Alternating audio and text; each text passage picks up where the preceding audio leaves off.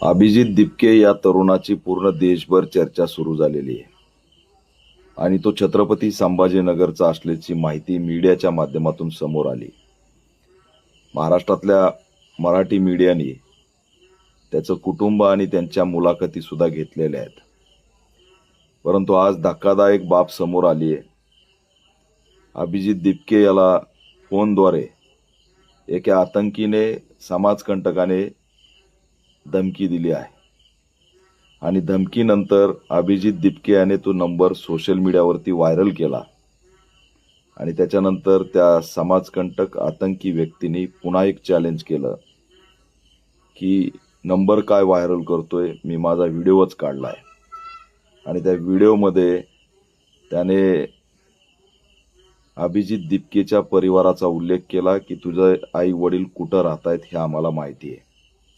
त्यामुळे छत्रपती संभाजीनगरच्या पोलिसांनी अलर्ट व्हावं। देशाला आणि दुनियाला खडबडून जागा करणाऱ्या तरुणाचे आई वडील हे छत्रपती संभाजीनगरला राहतायत आणि त्यांच्या जीविताला धोका निर्माण होईल अशा पद्धतीचे स्टेटमेंट सुरू झालेले आहेत।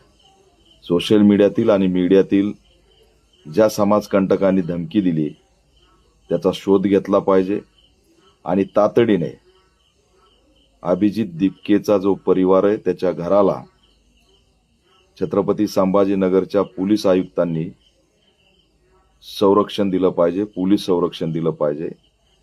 कायमस्वरूपी त्या ठिकाणी गार्ड बसवला पाहिजे आणि पीडित कुटुंबाची भेट सुद्धा पोलीस आयुक्तांनी घेतली पाहिजे। छत्रपती संभाजीनगरच्या पोलीस आयुक्तांना ऑल इंडिया पॅंथर सेना मागणी करत आहे की हे कुटुंब दलित कुटुंब आहे आणि त्यांच्या केसाला जरी धक्का लागला तर या देशात मोठ्या प्रमाणात त्याचे गंभीर परिणाम झाल्याशिवाय राहणार नाहीत असा इशारा सुद्धा आम्ही देत आहोत। कार्यकर्ते म्हणून सर्व कार्यकर्त्यांना आवाहन करतो की या कुटुंबाला संरक्षण देण्याची जबाबदारी आपली सुद्धा आहे।